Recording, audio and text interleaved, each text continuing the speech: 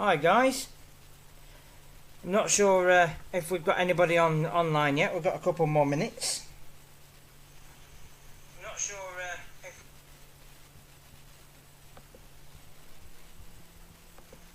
Hi guys. I'm not sure if we've got anybody online yet. We've got a couple more minutes. I'm not sure if...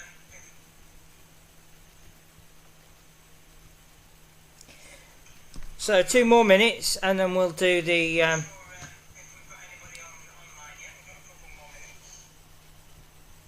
the feedback's not very good on the phone.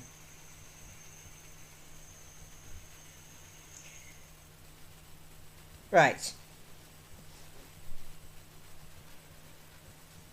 Okay. Nice to know if anybody's online and see if there's anybody that can hear me.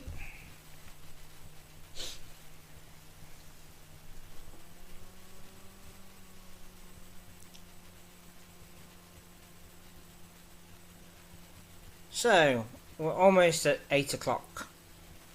Not sure if there's anybody online. And once we get to 8 o'clock, we'll make a start, and then what I'll do is I'll try and record it. And if I can record it, I can publish it. And then for those that haven't managed to get, they'll be able to get it. So at the minute, we've got nobody online at all. So I can give you a few more minutes and just talk generally and hope that you can all hear me for when you actually come online. And I hope that you can all see me. I've never done a live video before, so this should be a new experience for me. And let's hope that we can get as many people online as possible. And at the minute I don't seem to have anybody, so well, I'll give it a couple more minutes and waffle on for a little bit. So as you can see, my business name is called Mind Frontiers. My name is Mark. I have had depression, anxiety and suicidal thoughts in the past. I was 18.5 stone and was very bad with my mental health. I had lots of suicidal thoughts, lots of anxiety, until I started taking responsibility for myself, and now I am a master neuro-linguistic practitioner that deals with people with other mental health issues. Now, I've got myself into a place where I've lost a lot of weight, I've sorted out my mental health, I've sorted out all aspects of my life, and now it's about time I started setting up a business and helping other people. And as I according to my phone, I've still got nobody online, so maybe I'll have to work on my advertising a bit better and work on the technologies to get more people in. But that's a learning experience that I'm having at the minute. So the other day I did a poll on depression.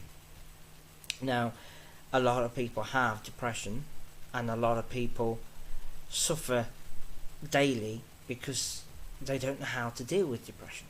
Now, there are very many different techniques that can deal with depression. Some are fast and some are quick, some are slow. Not all will work for everybody.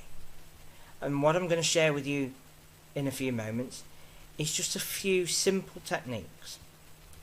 These simple techniques, when you begin to incorporate them and you use them as a habit, can start to change your life.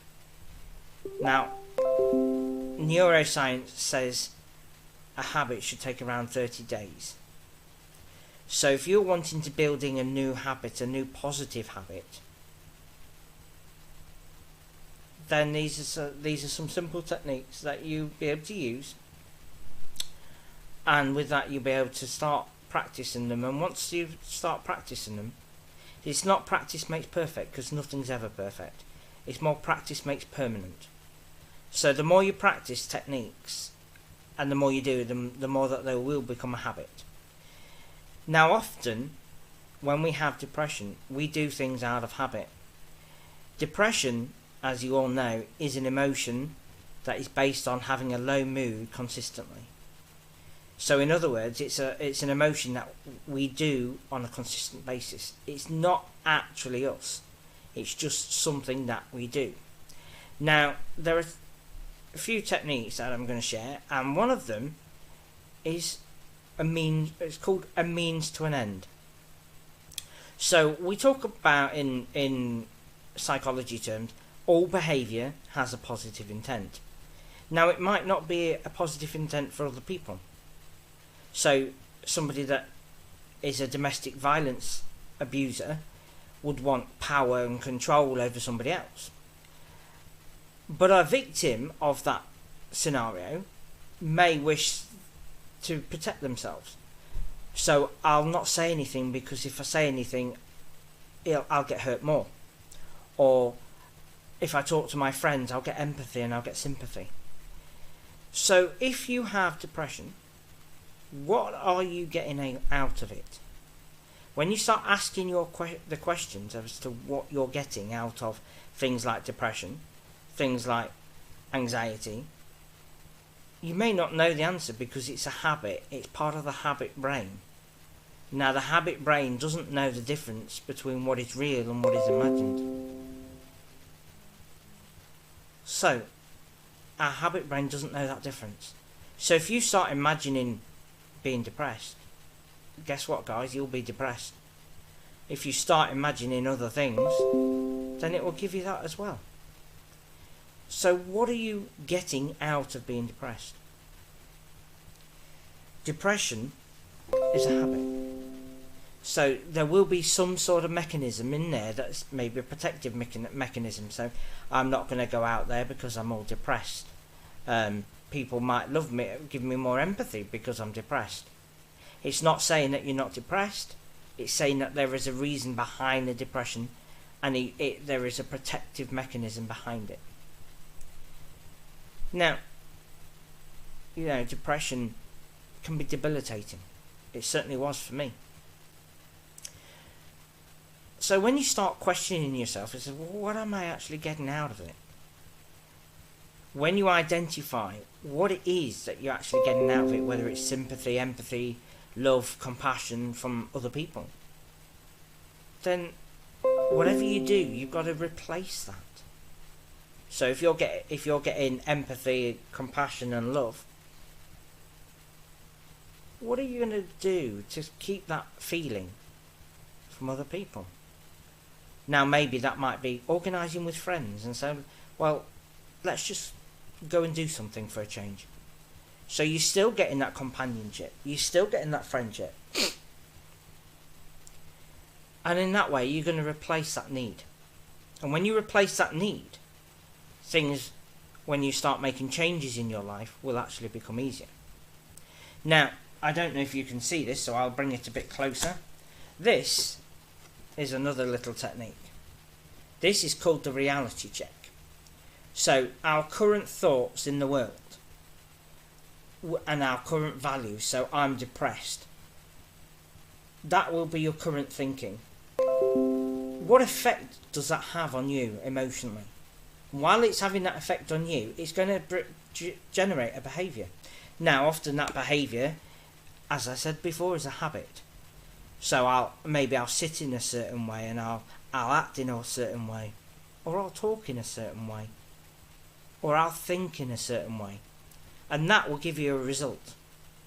When you have that result, you'll start experiencing, oh well, I told you so, I told you I was depressed. You will look for experiences in your life that will reinforce your depression, reinforce that belief that, well, nothing ever helps me, I'm always depressed.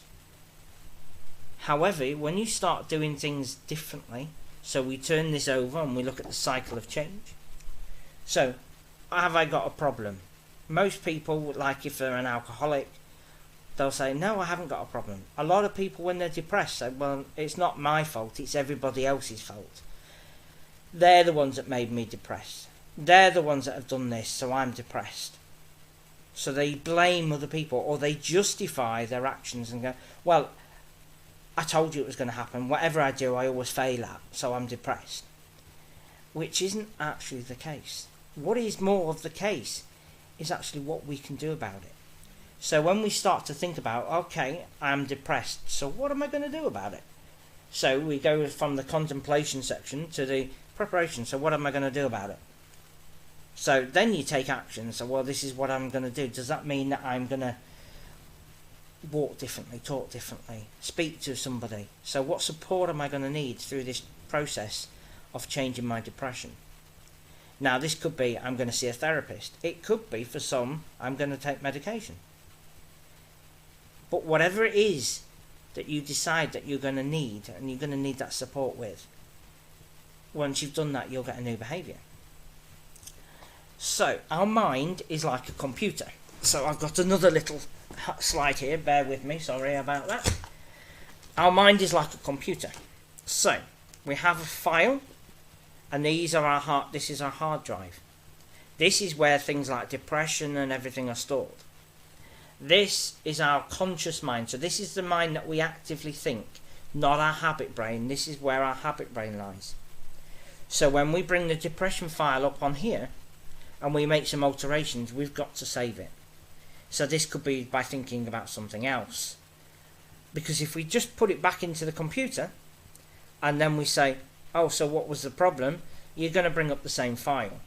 So we have to make changes up here and then save the file. So I'll teach you how to do a few things like that. So the first technique I want to talk to you about that can change your life, and it's very, very powerful, other than the reality check and the cycle of change. This is called the power of now. Oh, and I have one person online, so that's fantastic. Welcome. So, this is the power of now. We talk about a specific event. Oh, I was abused when I was 3 years old, or I was beaten up at 7, I was bullied at 12, whatever it might be. It can be individual to you. I don't need to know, because this is not how it works. So say this is the actual event that happened, so the specific event. So I'll make that a little bit closer so you can see. So the specific event, that happened in the past. Or it might happen in the future. You might be worried or anxious about the future. And that's creating you to have bad thoughts about, well, I'm depressed now because if that happens in the future, then... So you're living in the what-if land. So let's look at this bottom section. So if you can all see that, that would be great. There we are. So this talks about the past, the future, and being in the now. Now, a lot of people talk about mindfulness, and this is very similar. So if you look at the time of now, now is the present moment. When we first started this recording 11 minutes ago, that was 11 minutes ago, that's now in the past.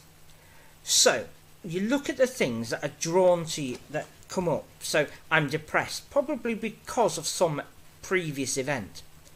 Now, when you look at that previous event, ask yourself some questions. Was that event in my control? Or was it outside of my control? What can I learn from that previous experience? Because that's all it was, is an experience in the past. It's a learning experience for you to take into the future. So when we are depressed, we tend to look at, we tend to remember old images, old things that happened in the past, but we replay them day by day. So instead of it being put in the past, we're reliving it every day. So put it in the past where it belongs. A little technique I use for the kids with learning disabilities, I actually use a physical cutouts of trains. So I want you to just imagine standing above a platform. 3 trains below you, the past, the present, and the future. Now, whatever thoughts that you have, whether it be depression, anxiety, or whatever it might be, imagine seeing those trains. Which train are you getting drawn to? You'll find yourself boarding the train. So what I want you to do then is to just take a step back and climb back onto the platform and notice which train that it was that you went on. Now, if it's the past, again, ask yourself, what could I do about it? Was there anything that I could do about it? Or was there nothing I could do about it? And then when you've had your learning from that train, from that experience, and you're like, well, it wasn't in my control. Somebody beat me up. Somebody attacked me. I was abused. I had no control. Then there was nothing that you could do about it. So, for example, I did work with somebody that was attacked. And she said, well, I'm really, really stressed. And we did this exercise. And she said, well, that's a bit strange. Because actually there wasn't anything I could do about it, apart from not being so drunk next time. So what she then did was let the train depart from the platform. So she imagined the train powering up and leaving the platform. And when it went out of sight, that took that thought away. So I said to her, what would you do in the future? Because we're remembering the power of now, and only in the now can we plan for the future, rather than being anxious about the future. What would you do now? What bits are in your control? And the bit she decided was that she wouldn't get so drunk. So she could moderate her own behaviour. That if something like that similar happened again, she would have more control and have more power to do something about it. Might not change the fact it still could happen, but she's got a plan. So when you look at the past and you have these issues and you can let them go, you can learn from those, even the ones that aren't in your control, so that you can have the control in the future. And when you start to have the control in the future, you start to take control of your life. So it's like, what can you do if this is going to happen? So when I work with autistic parents, they often say, well, my child might have a meltdown. Okay, so you know that your child might get oversensitive and have a meltdown. So what can you do about it? What is in your control? Maybe you can't control their behaviour, but you might be able to control how you respond and how you act with that behaviour, and put a strategy in place if it does occur. So the question goes to you guys. What is in your control when you look at the power of now? And what is not in your control? And what can you put learning from in the future so it's in your control? And what can you not learn from? And if you can't learn from it, then you've got to let that train go. Just let it depart. So another technique that I'm going to share with you before we close, and I'm hoping this is recording so then I can repost it online, is when we are depressed, as I said before, we do things out of habit. Now, our habit brain takes over, so we don't brush our teeth without thinking. Well, we do actually. We open a door without thinking, so we become depressed without thinking. Our thoughts generate our feelings, and our feelings come from within. So when we have a habit of being depressed, we will always be depressed. So if you've always done what you've always done, you'll always get the same results. Guaranteed, you won't get a different result if you've always done it in the same way.